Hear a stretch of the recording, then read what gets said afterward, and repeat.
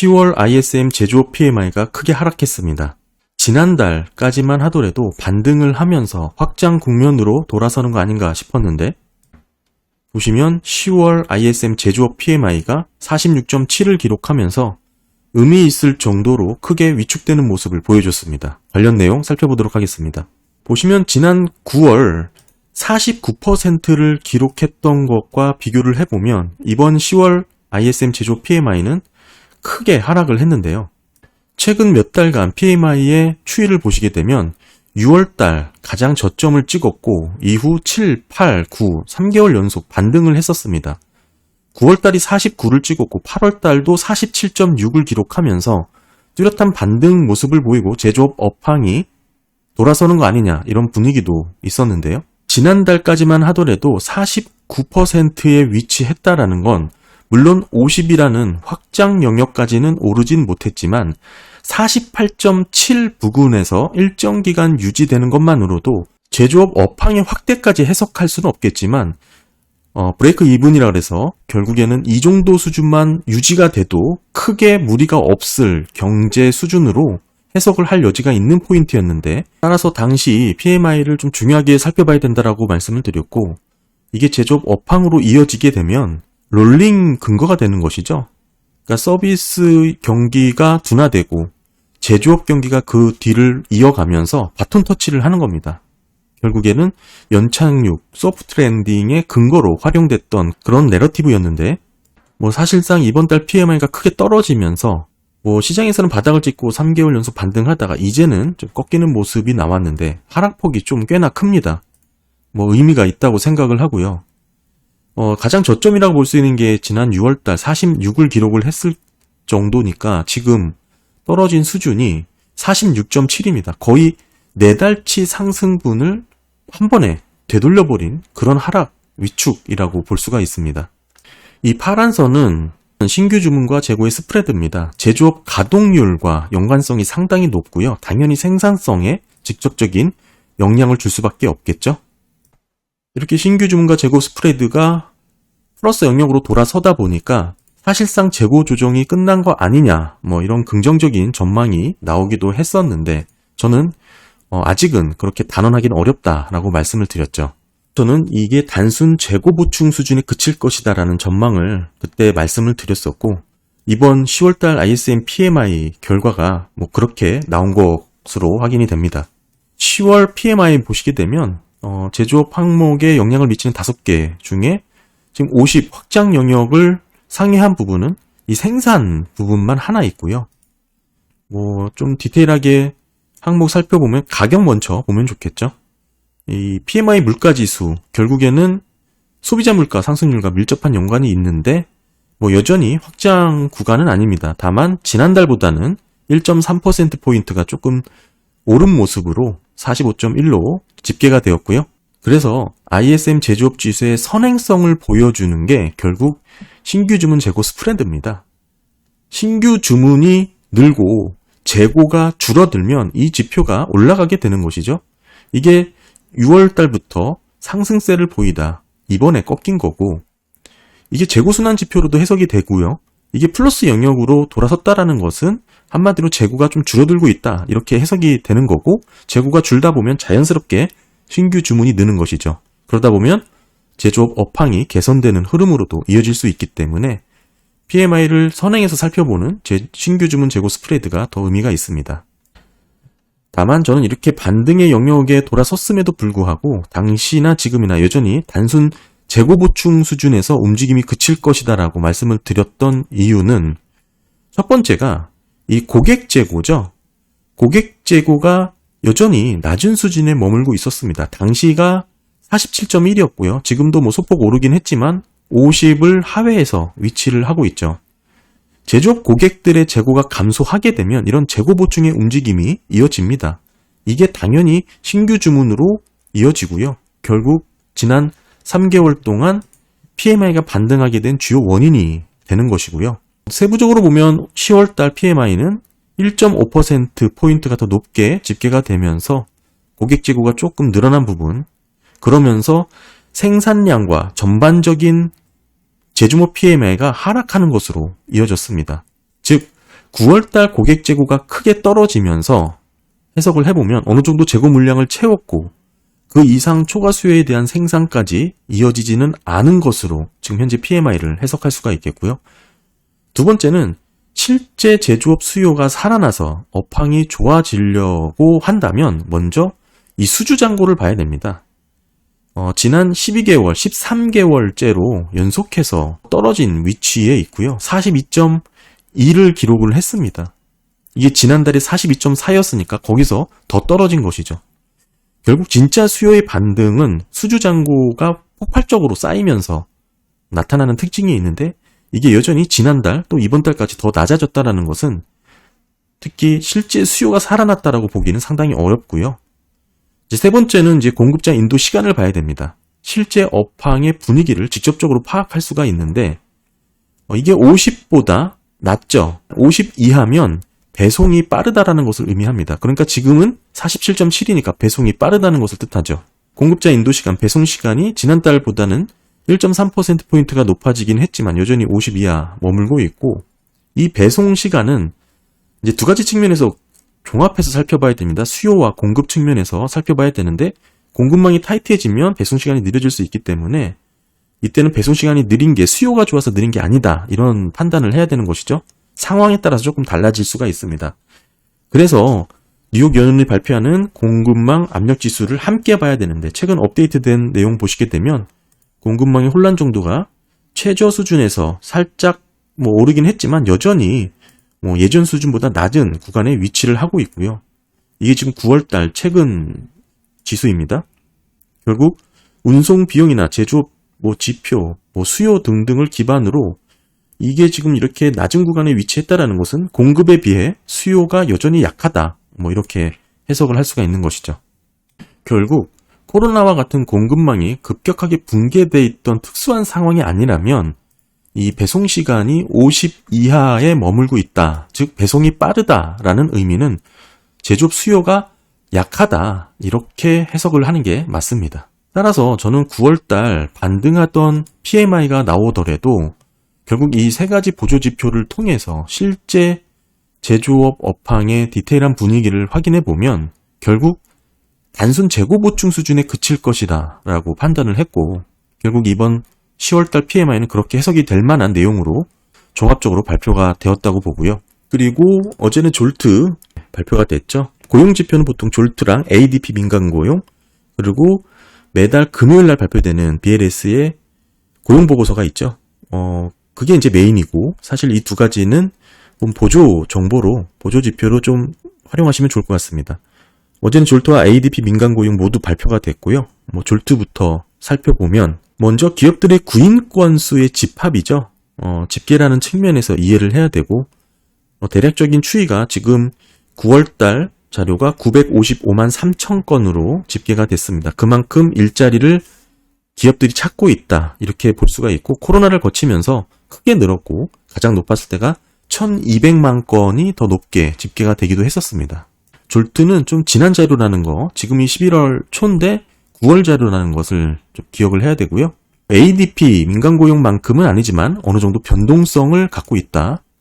이렇게 좀 이해를 하면 됐고 이거 보시는 것은 온라인 채용 사이트입니다. 인디드의 채용 포스팅과 비교를 해보면 결국 졸트는 변동성을 갖고 있지만 인디드의 추세에 따라갈 수밖에 없다. 지금 결국에는 이 시점에서 채용 포스팅과 비교를 해보면 계속적으로 둔화되는 쪽으로 추이를 전망해 볼 수 있다는 내용이죠.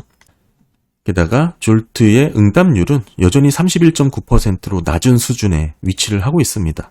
이 응답률이 낮으면 서베이한 결과에 대해서 상당히 왜곡이 있을 수 있고 거기 이제 계절 조정 등의 여러 가지들이 상당히 의문성을 제기할 만한 부분도 항상 염두를 해야 되고요. 60 이상으로 높게 유지됐던 응답률이 지금 현격하게 떨어진 거 확인을 하실 수가 있고 9월 구인 건수는 955만 건으로 기록이 됐습니다. 전달보다 소폭 증가를 했고 다만 월가의 전망치가 940만 건이었으니까 그거보다는 높게 웃돈 수치가 나온 것이고 여전히 그래프로 보시면 아시겠지만 채용 공고 수준은 역사적으로 높은 레벨에 위치를 하고 있다. 955만 3천 건 그래서 5만 6천 건이 늘어난 것 뭐 사실 크게 많이 늘어난 건 아니죠. 이 8월이 949만 7천인데 애초에 8월 졸트는 961만 건이었거든요. 그러니까 결국 좀 하향 조정이 된 거 확인이 됩니다. 뭐 구인 건수에 큰 변화도 없었지만 결국 실업자 한 명당 구인 건수의 내용도 크게 변함이 없습니다. 9월 실업자가 636만 명으로 집계가 됐으니까요. 지금 0.7 소수점 단위로 보면 조금 변화가 있긴 하죠. 이 자료보다는 요걸로 많이 보시는 분들이 계시죠. 실업자 한 명당 구인건 일자리수 9월도 마찬가지로 1.5건 수준에서 유지를 하고 있습니다. 지금 코로나 직전만 해도 1.2였으니까 적어도 1.2, 1.1 이 정도까지는 떨어질 수가 있으니 아직은 완충 효과가 있다. 뭐 이렇게 해석을 하고 있는데 저는 좀 생각이 다르죠. 네, 그래서 9월 구인 건수는 955만 3천 건이 집계가 됐는데 실제 고용은 얼마나 됐냐? 보시게 되면 587만 천입니다. 그러니까 전달과 비교를 해보면 뭐 2만 천 건이 는 것에 그친 것이죠. 큰 변화가 없습니다. 실제 채용 건수는 얼마 되지 않는다는 것이죠. 결국에는 뭐 이렇게 빈 일자리가 뭐 아무리 많아도 실제 채용이 되지 않는 그런 일자리일 수 있다는 것을 항상 예의주시하고 있는 거고요. 그리고 전체 퇴직도 15만 8천 건이 줄었습니다. 세부 내역별로 좀 살펴보면 이제 이직이 있겠죠. 그리고 해고, 뭐 기타 퇴직입니다. 기타 퇴직이야 뭐 큰 의미가 없고 이직이 좀 의미가 있죠. 보시게 되면 큰 변화가 없습니다. 2천 건이 좀 줄었고요. 해고죠. 직접 잘린 부분은 16만 5천 건이 줄었습니다. 기타 퇴직은 뭐 한 10,000건 정도가 늘은 것이고요. 뭐 이렇게 다 합산해 보면 결국 퇴직자 뭐 변화는 15만 8천 건이 줄어든 것으로 뭐 이렇게 확인이 되고요. 큰 변화가 없습니다. 특히 눈에 들어오는 것은 이 이직입니다. 이 자발적 퇴직률 2.3%로 변화가 없었습니다. 그러니까 직전 달 2.3%, 7월도 2.3%, 뭐 계속해서 2.3%가 유지가 되고 있는 거고, 이게 계속 낮은 수준에서 유지가 되고 있는 것이죠. 22년 9월 달이 2.6이었으니까 지금 많이 떨어진 것을 확인할 수 있고, 뭐 이직을 하려는 노동의 변화가 딱히 없다. 뭐 이렇게 해석을 할 수가 있습니다. 이 뜻은 결국 이 헤드라인 숫자가 강하다고 하더라도 노동시장이 강하다라고 해석하는 것은 좀 무리가 있고요. 이렇게 고용 건수가 늘어나도 실제 채용 건수에 변함이 없다면 경제적 효용이 딱히 따로 없죠. 결국 오랫동안 빈 일자리로 유지되고 있는 이런 상황이 실제 채용 건수로 이어지지 않고 있는 이 부분을 좀 해석을 해야 됩니다. 여전히 실제 채용 건수는 500의 수준에서 머물고 있습니다. 이게 다시 생각해 볼 만한 문제인데요. 이 차이의 간극이 계속해서 좁혀지고 있지 않다라는 거. 결국에는 이게 미국인들로 채울 수 있는 일자리가 아니거나 또는 재택근무 등으로 인해서 지역에 제한 없이 중복해서 일자리 공고를 냈을 가능성도 충분히 좀 열어놔야 되지 않나 생각을 하고요. 이게 단순히 비어있는 일자리가 아니고 말 그대로 없는 일자리 아닐까 그런 생각도 저는 하게 됩니다. 이 코로나라는 시기를 거쳤다고 해서 이렇게 급격하게 증가할 만한 이유가 딱히 납득이 되지 않죠. 결국 기업들 입장에선 더 나은 인력을 뽑기 위해서 일자리 채용 공고를 계속해서 게재할 수 있다라는 점도 염두를 해야 된다고 생각을 합니다. 이직하려는 건수가 계속해서 큰 변화 없이 2.3% 수준에서 유지가 되고 있습니다. 이 뜻은 현재 아무리 이렇게 많은 일자리가 있다고 하더라도 이게 매력적이지 않다라고 해석할 수 있는 여지가 있는 거고, 결국에는 더 나은 제한이 있다면 자발적으로 직장을 떠나야 되는 이런 수요가 생길 텐데 이게 지금 2.3%로 현저히 낮다라는 것이죠. 의미하는 바가 상당히 크다라고 생각을 하고 있습니다. 9월 졸트 구인 건수가 955만 3천 건으로 집계가 되면서 뭐 여전히 노동시장이 탄탄하다는 증거로 뭐 많이 쓰이게 되는데, 뭐 채용 공고 수준이 높은 레벨에서 유지가 되고 있다라는 것이죠. 다만 저는 계속해서 빈 일자리에 대한 이 구인 건수가 왜곡된 부분이 있을 수 있다라는 거 좀 계속해서 말씀을 좀 드리고 있습니다. 8월 달과 9월 달에 크게 달라진 부분, 8월 달에 크게 증가를 미쳤던 것은 결국 비즈니스 서비스 전문직 관련된 부분이 있는데 이번엔 또 크게 줄어들었죠. 당시만 해도 제가 변동성을 말씀을 드렸었는데 이게 그대로 이렇게 집계가 되었습니다. 졸트 말고 ADP 민간 고용 보고서도 어제 업데이트가 됐습니다. 10월 ADP 민간 고용은 11만 3천 증가하는 것으로 집계가 된 것이죠. 보시는 것처럼 9월 대비 소폭 다시 증가하는 것으로 잡혔지만 사실 월가 예상치는 13만 건이었으니까 그거보다 크게 밑돈 결과를 보였습니다. 중요한 것은 3개월 연속해서 일자리 수가 감소하고 있다는 것입니다. ADP가 6월달 49만 7천 명이 나오면서 크게 높은 수치를 기록했었죠. 그것과 비교를 해보면 지금 현격하게 떨어진 엄청난 변화다라고 볼 수가 있습니다. 더불어서 8월달 18만 개와 비교를 해보면 한 절반 정도로 줄어든 모습이죠. 지금 ADP 민간 고용은 사실 좀 오버해서 집계되는 경향이 있습니다만 8월달부터는 계속 실제 고용 데이터보다는 좀 더 밑돈 결과가 나오고 있습니다. 이 뜻은 이게 맞고 틀리고의 문제가 아니고 지난 6, 7월 고용 시장이 뜨거웠던 것과 비교해서 8, 9, 10월 ADP 민간 고용에 변화가 일어나고 있다는 것으로 좀 해석을 해야 되고요. 이거 자체 숫자가 BLS 고용보고서와 맞냐 틀리냐를 따지는 건 큰 의미가 없습니다. 사실 ADP와 BLS 지표의 상관관계가 딱히 뚜렷하지 않다는 것은 잘 알고 있는 사실이고요. 그거보다는 ADP 민간 고용 자체가 6, 7월 이후에 8, 9, 10으로 들어서면서부터 크게 달라진 모습을 한번 살펴보는 게 의미가 있다 이렇게 보는 거고, 그렇게 놓고 보면 뜨거웠던 미국의 고용이 사실상 뚜렷하게 식어가고 있다는 것만은 분명히 확인할 수가 있습니다.